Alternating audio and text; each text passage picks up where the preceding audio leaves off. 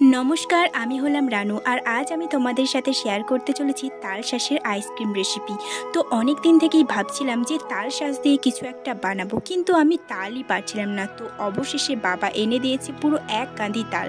তো তাই আজ আমি বানাতে চলেছি তালশাঁসের আইসক্রিম। তো তালশাঁসের আইসক্রিম বানানো খুবই সহজ, তো যে কেউ বানিয়ে নিতে পারবে তালশাঁসের আইসক্রিম। তো তালশাঁসের আইসক্রিম বানানোর জন্য প্রথমেই আমি তালটা কেটে নিয়েছি, তারপর তালশাঁসগুলো বের করে নিয়েছি। তালশাঁসের গায়ে যে সাদা সাদা চালগুলো আছে সেগুলোকে ছাড়িয়ে নিতে হবে।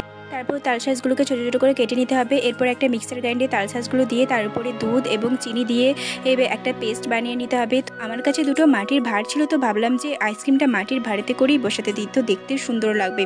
আইসক্রিমের উপরে কিছু ড্রাই ফ্রুটস দিয়ে দিয়েছি, তো দেখতেও ভালো লাগবে এবং খেতেও ভালো লাগবে।